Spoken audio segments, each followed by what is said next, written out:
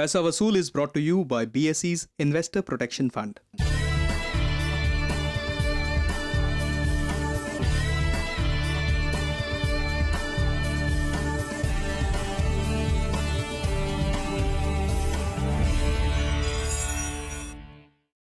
नमस्कार, पैसा वसूल की नई कड़ी में मैं करुणा आपका स्वागत करती हूँ। शो की शुरुआत करेंगे व्यय सेगमेंट से, जहां आज हम मुखातिब होंगे न्यूज़पेपर्स और मैगजीन्स बेचकर अपने परिवार का भरण पोषण करने वाले सुंदर सावंत से और जानेंगे उनकी वित्तीय स्थिति को। लेकिन उससे पहले नजर डालते हैं इस हफ्ते की खास खबरों पर। बैंक लोन पर जानबूझकर डिफॉल्ट करने वालों पर नकेल कसने के लिए आरबीआई ने मार्केट रेगुलेटर सेबी को सुझाव दिया है कि ऐसे इकाइयों को कैपिटल मार्केट्स के जरिए फंड जुटाने से रोका जाना चाहिए। 2 साल बाद शुरू हो रहे किसान विकास पत्र यानी केवीपी के लिए केवाईसी जरूरी नहीं होगा, लेकिन इंटरेस्ट पेमेंट पर टीडीएस जरूर कटेगा। छोटी डिपॉजिट वालों पर ये टैक्स नहीं लगेगा, लेकिन 10,000 रुपए से ज्यादा ब्याज पाने वालों से टीडीएस लिया जाएगा। अभी बार बार दूसरे बैंकों के एटीएम से पैसा निकालना महंगा पड़ेगा, क्योंकि शहरों में अब आप दूसरे बैंकों के एटीएम से महीने में मुफ्त में सिर्फ 2 बार ही पैसा निकाल पाएंगे। पहले ये सुविधा महीने में 5 बार थी। रिजर्व बैंक ऑफ इंडिया ने ग्रामीण इलाकों में पहले वाली सुविधा जारी रखने का निर्देश दिया है। सुंदर के वित्तीय पहलुओं पर नजर डाल रहे हमारे संवाददाता संजीत कुमार। मुंबई में जन्मे और पले बढ़े सुंदर सावंत अपने परिवार के साथ हंसी खुशी जीवन व्यतीत कर रहे थे। उनका न्यूज़पेपर बेचने का बिजनेस भी अच्छी तरह चल रहा था, लेकिन 26 जुलाई 2005 को मुंबई में आई बाढ़ उनके हंसते खेलते घर की खुशियां अपने साथ बहा ले गई। 26 जुलाई की बारिश में बहुत नुकसान हो गया। मुरा रोड में भी मेरा ये पेपर का बिजनेस चालू था, वहाँ पे भी मेरा छोड़ना पड़ा। उसके बाद मेरी मनस्थिति भी बराबर नहीं थी, काफ़ी सारा लॉसेस होते थे। 1 साल तो मुझे बहुत प्रॉब्लम्स हो गया। सुंदर के जीवन में आया ये पहला हादसा नहीं था। इससे पहले वो अपना केबल नेटवर्क का बिजनेस कर रहे थे, लेकिन किसी कारणवश उन्हें केबल का बिजनेस बंद करना पड़ा, जिससे उनकी आर्थिक स्थिति बुरी तरह चरमरा गई। इतने बुरे हालात होने के बावजूद सुंदर ने हार नहीं मानी और अपना न्यूज़पेपर बेचने का धंधा जारी रखा। 26 जुलाई को आई बाढ़ में उन्हें करीब 7 लाख रुपए का नुकसान उठाना पड़ा। मेरी 2 गाड़ियाँ चली गई, डैमेज हो गई। बाढ़ के कहर से अभी सुंदर खुद को उबार भी नहीं पाए थे कि 1 महीने बाद ही उनकी मां को ब्रेन हैमरेज हो गया। उनके इलाज में करीब 2 लाख रुपए खर्च हुए, जिसकी भरपाई सुंदर ने क्रेडिट कार्ड से की, जिसका खामियाजा उन्हें लंबे समय तक उठाना पड़ा। क्योंकि रात डॉक्टर्स दवाई लिख के देता था, वो लिख के देता था, तो समय में मुझे क्रेडिट कार्ड का ही आधार वापरना पड़ा। फिर मुझे पेमेंट देने में बहुत प्रॉब्लम्स हो गई। मैं उनके पेमेंट देते रहा, लेकिन वो मुझे फंसाते रहे। फिर मैं उनको बोला मैं सेटलमेंट, तो वो सेटलमेंट के लिए भी मुझे कहते थे कि आप इतनी पेमेंट कर दो, आपका सेटलमेंट हो गया, ये हो गया। फिर वापस दूसरे महीने में वापस बिल आता था, फिर वापस हो गया। तो काफ़ी टाइम बहुत उसमें भी मेरा काफ़ी पैसा चला गया। आज सुंदर न्यूज़पेपर बेचकर अपने परिवार का भरण पोषण कर रहे हैं। इस बिजनेस से उन्हें करीब 20,000 से 25,000 रुपए की आमदनी हो जाती है, लेकिन बचत ना के बराबर होती है। खर्चे तो वैसे टोटल अभी बच्चे के हिसाब से वगैरह 20 तो हाथ में को तो रहते ही नहीं। सुंदर की आर्थिक हालत को देखते हुए उनकी पत्नी कुछ काम कर घर चलाने में अपने पति का हाथ बटा रही हैं। पहला थोड़ा सा बिंदी का काम करती थी, तभी अभी भी चालू है वो, थोड़ा थोड़ा हेल्प होता है वैसा। अच्छे दिनों में सुंदर के पास 6 इंश्योरेंस पॉलिसी और हेल्थ इंश्योरेंस भी था, लेकिन प्रीमियम ना भरने की स्थिति में कुछ पॉलिसी लैप्स कर गईं। मेरे पास अभी फिलहाल 3 पॉलिसी चल रही है। 1,20,000 की 2 है, एक 50,000 की है मनी बैक पॉलिसी। सुंदर के 2 बच्चे हैं। बेटे निनाद ने इस साल इंजीनियरिंग फर्स्ट ईयर में एडमिशन लिया है, जबकि बेटी नमिता 10वीं क्लास में पढ़ती है। सुंदर की खस्ता आर्थिक हालत की वजह से उनके पास बेटे की इंजीनियरिंग की फीस देने के लिए पैसे नहीं थे। अभी मुझे इंजीनियरिंग के लिए लड़के के लिए एडमिशन के लिए जो 1 लाख रुपए मुझे भरनी पड़ी, तो तुरंत जैसे आज लिस्ट लगी, कल ही मुझे मैनेज करनी थी, तो इमरजेंसी में पैसे कहाँ से लाऊं, तो मैं मेरे LIC की जो पॉलिसी थी उसकी सरेंडर वैल्यू पे मैंने मेरी क्रेडिट सोसाइटी उसमें से मैंने 1 लाख रुपए की एडजस्टमेंट की। अपने ऊपर दुखों का पहाड़ गिरने के बावजूद सुंदर ने अपने बच्चों की पढ़ाई लिखाई और उनकी जरूरतों को पूरा करने में कोई कसर नहीं छोड़ी है। उनके बच्चे बड़े होकर अपने पिता का नाम रोशन करना चाहते हैं। मैं एक इंजीनियर बनना चाहता हूँ इलेक्ट्रॉनिक्स के सेक्शन। मैं बड़ी होकर गायनेकोलॉजिस्ट बनना चाहती हूँ। आखिर में वो अपने रिटायरमेंट के लिए बचत और भविष्य में अपने बच्चों की पढ़ाई में लगने वाली मोटी रकम के लिए पैसे जुटाने के लिए हमारे एक्सपर्ट से सलाह चाहते हैं। आइए चलते हैं हमारे एक्सपर्ट पंकज मटपाल के पास और लेते हैं सुंदर की आर्थिक स्थिति पर उनकी राय। सुंदर जी, आपने बताया आपने देखिए अभी तक कोई भी हेल्थ इंश्योरेंस पॉलिसी नहीं ली हुई है। पहली चीज़, हेल्थ इंश्योरेंस आप जितनी जल्दी हो सके वो ज़रूर लें। अपने जीवन पर अच्छी रकम के साथ में बीमा लें, अपनी सेविंग बढ़ाएं और उसको RD के जरिए और SIP के जरिए म्यूचुअल फंड में निवेश करें, ताकि आपके बच्चे की अगले साल की फीस, आपकी बेटी की शादी के लिए पैसा और साथ में आपके रिटायरमेंट के लिए पैसा जुड़े। और एक ध्यान और रहे, अगर आप 50,000 रुपये या 1 लाख रुपये कम से कम एक शॉर्ट टर्म FD में रखेंगे, वो आपके लिए एक अच्छा विकल्प होगा। अगर आप भी हमारे व्यय सेगमेंट का हिस्सा बनना चाहते हैं या अपनी आर्थिक समस्याओं पर हमारे एक्सपर्ट से राय लेना चाहते हैं तो हमें ज़रूर ईमेल करें। हमारा ईमेल ID है paisavasool3@gmail.com। अब वक्त है ब्रेक का। ब्रेक के बाद पेश करेंगे ट्रैवल इंश्योरेंस पर एक रिपोर्ट। देखते रहिए पैसा वसूल।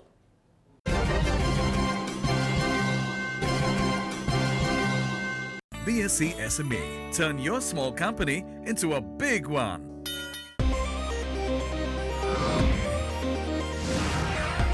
India's fastest currency derivatives exchange is here. BSE CDX, powered by Bolt Plus.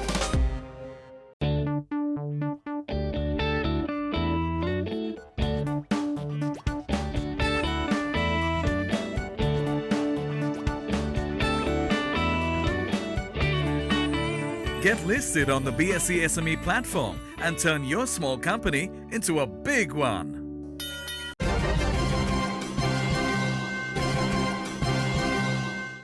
Break के बाद स्वागत है आपका। आप देख रहे हैं पैसा वसूल। आप अपने देश में भ्रमण कर रहे हो या किसी विदेश यात्रा की तैयारी, ट्रैवल बीमा के महत्व को अच्छी तरह से जान लें। दुर्घटनाओं को देखते हुए ये जरूरी हो गया है कि यात्राओं के लिए ट्रैवल बीमा पॉलिसी ली जाए। इस पर विस्तार से जानकारी लेते हैं गरिमा दास की इस रिपोर्ट के जरिए। यात्रा के दौरान किसी भी अप्रिय घटना से बचने या उससे हुई आर्थिक हानि से उबरने के लिए आजकल ट्रैवल बीमा का प्रचलन जोर पकड़ रहा है। ट्रैवल बीमा कंपनियां आपको कई तरह की सुरक्षा प्रदान करते हैं, जैसे यात्रा के दौरान सामान खो जाने पर, पासपोर्ट खो जाने पर, अचानक बीमार पड़ जाने पर होने वाले इलाज के खर्च, दुर्घटनाग्रस्त होने पर सामान के नुकसान की भरपाई इत्यादि। बीमा का कवर और प्रीमियम 4 आधारों पर निर्धारित होता है। एक है कि हम कितना दिन तक ट्रैवल करने वाले हैं, हम कहाँ जाने वाले हैं और हमारी सेहत की करंट परिस्थिति क्या है। अगर हमारी सेहत अच्छी होगी तो हमारा प्रीमियम कम आता है। अगर हमारी सेहत में कोई कम ज़्यादा होगा उसके ऊपर प्रीमियम थोड़ा सा ज़्यादा आता है। अगर आपकी उम्र 18 से 35 साल के बीच में है और अगर आप 15 से 20 दिन के लिए जा रहे हैं तो आपका प्रीमियम साधारण तबीयत के लिए आएगा 1200-1500 रुपया। लेकिन अगर आपकी उम्र बड़ी है या सेहत में कोई खराबी है तो आपका प्रीमियम 2500-3000 हज़ार तक जा सकता है। अगर आप विदेश घूमने गए हैं और उधर आपकी तबीयत बिगड़ जाती है तो आप यात्रा बीमा का लाभ उठा सकते हैं। आपकी ट्रैवल पॉलिसी में अंतर्देशीय सारे टोल फ्री नंबर्स मेंशन किए जाते हैं। अगर कभी तबीयत बिगड़ जाए तो आप या आपका कोई रिश्तेदार उस नंबर पे कॉल कर सकते हैं और क्लेम दर्ज करवा सकते हैं। क्लेम दर्ज होने के बाद बीमा कंपनी अपनी तरफ से आपकी सहायता करती है। कई ऐसी परिस्थितियां भी होती हैं जहां आप अपनी यात्रा बीमा का लाभ नहीं उठा सकते हैं। जब आप आवेदन करते हो अपनी सारी जानकारी आवेदन पत्र में बताना ज़रूरी है। अगर आपने कोई जानकारी नहीं बताई और क्लेम करते वक्त अगर कंपनी को वो जानकारी पता चली, कंपनी को पूरा हक बनता है आपका क्लेम रद्द करने का। अगर हम गैर कानूनी तरीके से दूसरे देश में जा रहे हैं या अगर हम फर्जी पासपोर्ट का इस्तेमाल कर रहे हैं तभी भी कंपनी को हक बनता है कि वो हमारा क्लेम रद्द करे। प्री एग्जिस्टिंग डिजीजेस जो होती हैं, अगर वो हमारे पास ऑलरेडी हैं, उसके ऊपर आने वाला क्लेम हमें कंपनी नहीं पे करके देगी। इसके अलावा दो देशों के बीच में जब वॉर की सिचुएशन आ जाती है, तभी भी हमें हमारा क्लेम पे करके नहीं मिलता। यात्रा बीमा का आवेदन आप किसी भी ट्रैवल इंश्योरेंस कंपनी या फाइनेंशियल एडवाइजर के पास करवा सकते हैं। आप इसके लिए ऑनलाइन सुविधा भी प्राप्त कर सकते हैं। अगर आप भी अपनी छुट्टी या सफर निश्चिंत होकर बिताना चाहते हैं तो यात्रा बीमा करवाना न भूलें। न्यूज़पेपर्स और मैगजीन्स बेचने का बिजनेस करने वाले लोगों की आय फिक्स नहीं होती। नई नई मैगजीन्स खरीदने के लिए उन्हें पूंजी की जरूरत पड़ती है। तो कैसे करें इसकी व्यवस्था, आइए जानते हैं हमारे एक्सपर्ट से। पेपर वेंडिंग बिजनेस में दो दिक्कतें होती हैं। एक ये होता है कि फिक्स्ड इनकम आता है और दूसरा कि इरेटिक टाइमिंग्स होते हैं बिजनेस में। इसके चलते आपको दो चीज़ों के ध्यान में रखनी है। एक, क्योंकि इरेटिक टाइमिंग्स होते हैं, उससे चलते आपको पहले तो एक हेल्थ इंश्योरेंस अपने लिए लेना होता है, वो ज़्यादा आपके लिए ठीक रहेगा। दूसरा ये, क्योंकि फिक्स्ड इनकम रहता है और बिजनेस ज़्यादा बढ़ता नहीं है, क्योंकि फिक्स्ड क्लाइंटल होते हैं, उससे चलते आपको ये करना होगा कि जो आप इन्वेस्टमेंट करें वो इन्फ्लेशन को बीट करे। अभी इसमें आपके पास दो तीन विकल्प हैं। जो एनपीएस है, जो नेशनल पेंशन स्कीम है, न्यू पेंशन स्कीम है, उसमें आप इन्वेस्ट कर सकते हैं। और दूसरा जो है, आप इन्वेस्ट कर सकते हैं कोई अच्छे खासे डाइवर्सिफाइड म्यूचुअल फंड में। एक तरफ आपको बहुत ज़्यादा ध्यान देने की ज़रूरत है, जो है अपनी रिटायरमेंट की तरफ आपको हर महीने थोड़ा थोड़ा करके बचाते रहना पड़ेगा। तब जाके आप अपने गोल्डन ईयर्स में आप इसका फ़ायदा उठा सकते हैं। वक्त है एक ब्रेक का। ब्रेक के बाद पेश करेंगे हमारा दूसरा सेगमेंट, आय। देखते रहिए पैसा वसूल।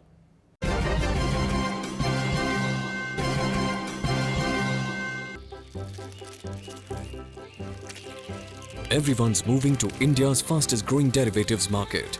Have you started trading yet? S&P BSE Sensex, India's index, the world tracks. Sensex is sensational. Is the darling of everyone. I am Vallabh Bansali. I've been associated with the BSE since 1981. Come, feel the financial pulse of the nation. S&P BSE Sensex, India's index, the world tracks. Everyone's moving to India's fastest growing derivatives market. Have you started trading yet? S&P BSE Sensex, India's index, the world tracks.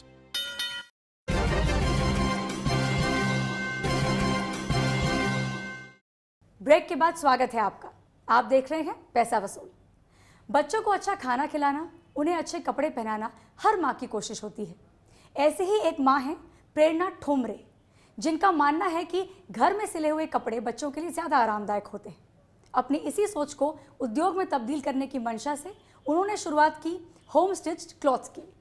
तो प्रेरणा के उस उद्योग के बारे में विस्तार से जानते हैं हमारी संवाददाता गरिमा दास की रिपोर्ट के जरिए। पेशे से एक मार्केटिंग प्रोफेशनल प्रेरणा थोम्बरे ने 2009 में अपनी बेटी तन्वी के जन्म के बाद ही नौकरी छोड़ दी थी। अपनी बेटी को अलग अलग डिजाइन्स के कपड़े, खासकर कॉटन के फ्रॉक्स पहनाने का उनको काफी शौक था। अपने डिजाइन्स को एक नया रूप देने के लिए और अपनी प्रतिभा को लोगों के सामने रखने की मंशा लेकर उन्होंने छोटी बच्चियों के लिए फ्रॉक्स बनाने की शुरुआत की और ऐसे ही 2012 में जन्म हुआ होम स्टिच्ड का। जब मैं मार्केट में जाती थी तो मैंने देखा कि बहुत महंगे हैं कपड़े, नहीं तो वो उसकी क्वालिटी बहुत ख़राब है। तो मैंने सोचा कि क्यों ना मैं इसके फ्रॉक्स वगैरह स्टिच कराऊं। तो एक टेलर थी नागपुर में जो छोटे बच्चों के कपड़े स्टिच करती थी, तो उसको मैंने कपड़े दिए, उससे स्टिच करवाए अपनी बेटी के लिए। तो एवरीवन स्टार्टेड लाइकिंग, सबने ऑर्डर्स देने शुरू किए। तो मैंने सोचा कि क्यों ना मैं बॉम्बे में ही शुरू करूँ, या अगर इतनी डिमांड है अच्छे कपड़ों की तो। एक सोशल नेटवर्किंग साइट के जरिए शुरू की गई होम स्टिच्ड खास तौर पर छोटी लड़कियों के लिए कपड़े तैयार करती है, जहां प्रेरणा के डिजाइन किए गए कॉटन के फ्रॉक्स उपलब्ध हैं। जो बच्चों के लिए स्किन के लिए फ्रेंडली हैं, उसके लिए जिस हिसाब के कपड़े चाहिए वो हिसाब के मैं लेके आती हूँ। उसके बाद मैं डिज़ाइंस देती हूँ टेलर्स को, और टेलर्स घर पे आके कपड़ा और डिज़ाइन को लेके जाते हैं अपने घर पे, वहाँ पे वो स्टिच करते हैं और फिर वो लेके आते हैं। इस क्षेत्र में कड़ी प्रतिद्वंदिता होने की वजह से प्रेरणा को कई चुनौतियों का सामना करना पड़ता है। Price competitive is one big challenge. Another challenge is कि अगर मैंने अपना स्टॉक बनाया और मैंने किसी मार्केट को दिया, like online marketing, there are many websites, वो लोग क्या बोलते हैं कि अगर आपने ये फ्रॉक बिके नहीं तो हम वापस दे देंगे। तो एक तो प्रोड्यूस इतने करो बहुत सारे frocks for the online thing, and then बिके नहीं तो वापस लेंगे, तो उसके लिए इन्वेंट्री मेरी बैकलॉग में चली जाती है। 50,000 रुपए की लागत से शुरू किए गए होम स्टिच्ड का मुनाफा महीने में करीबन 10 से 15% तक होता है। प्रेरणा के पास अभी 3 दर्जी काम करते हैं और वे प्रेरणा के साथ काम करके काफी प्रेरित हुए हैं। बहुत से सारे डिज़ाइन सीखने को मिले और जैसे मार्केटिंग वो कर रहे हैं वो भी हमको सीखने को मिल रहा है। भविष्य में प्रेरणा अपने इस बिजनेस को बढ़ाने के लिए खुद की एक टीम गठित करना चाहती हैं, जिसके जरिए वे अपने कारोबार की उत्पादन क्षमता को और बढ़ा सकें। डिजाइन्स प्रेरणा के फ्रॉक की खासियत है। कॉटन कपड़ों से बनाए गए ये फ्रॉक्स न सिर्फ आरामदायक हैं बल्कि काफी किफायती भी हैं। अब वक्त है एक ब्रेक का। ब्रेक के बाद देखेंगे हमारा तीसरा सेगमेंट संचय, जिसमें हम पेश करेंगे वैल्यू एवरेजिंग इन्वेस्टमेंट प्लान पर एक रिपोर्ट। आप देखते रहिए पैसा वसूल।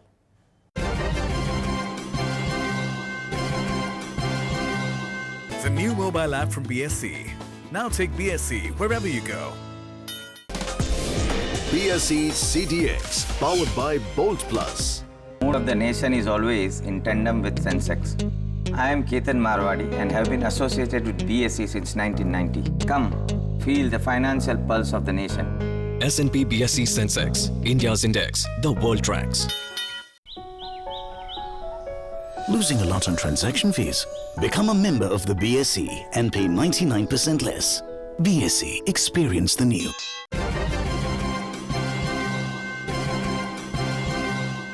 स्वागत है आपका एक बार फिर।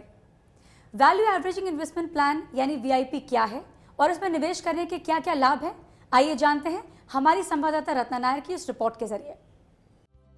शेयर बाजार के उतार चढ़ाव और रिस्क की मात्रा को समझकर निवेश करने में अक्षम निवेशक एसआईपी जैसे इन्वेस्टमेंट्स की ओर आकर्षित होते हैं, जिसमें एक निर्धारित रकम प्रति माह निवेश करनी होती है। इसी प्रकार एक नया विकल्प है वीआईपी यानी वैल्यू एवरेजिंग इन्वेस्टमेंट प्लान, लेकिन इसमें प्रति माह निवेश की जाने वाली रकम निर्धारित नहीं होती बल्कि बाजार के उतार चढ़ाव पर आधारित होती है। जो वैल्यू एवरेजिंग है वो एक बेहतर स्ट्रेटजी है। इसमें ये होता है कि जब मार्केट के चढ़ाव उतार होते हैं उसके हिसाब से हम जो अमाउंट निवेश करते हैं, हम जो पूंजी हमारे निवेश करते हैं उसमें बदलाव आता है। अभी ये जो स्ट्रेटजी है इसमें कभी कभी दिक्कत ये होती है कि जो म्यूचुअल फंड्स है उनके कट ऑफ टाइमिंग्स रहते हैं, सेबी के थोड़े बहुत रेगुलेशंस है।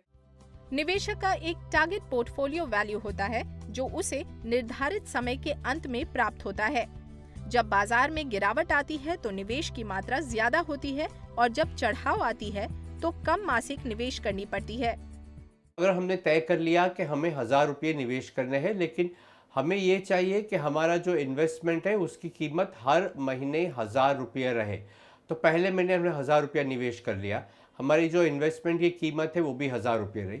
दूसरे महीने में बाजार में बढ़ोतरी हुई तो हमने जो पहले महीने में 1000 रुपये निवेश किए हैं वो बढ़ के 1200 रुपये हो गए, तो दूसरे महीने में हम 800 रुपये ही निवेश करेंगे। अभी तीसरे महीने में अगर देखते हैं कि गिरावट हो गई तो जो 2000 की कीमत थी वो कम होके 1800 हो गई, तो तीसरे महीने में जो हमें 1000 रुपये निवेश करने थे हम 1000 रुपये निवेश नहीं करेंगे, हम 1200 करेंगे। तीसरे महीने के अंत में भी टोटल वैल्यू हमारी 3000 मतलब 1000 प्रति माह के हिसाब से रहेगी, लेकिन हमने पैसे ज़्यादा निवेश किए।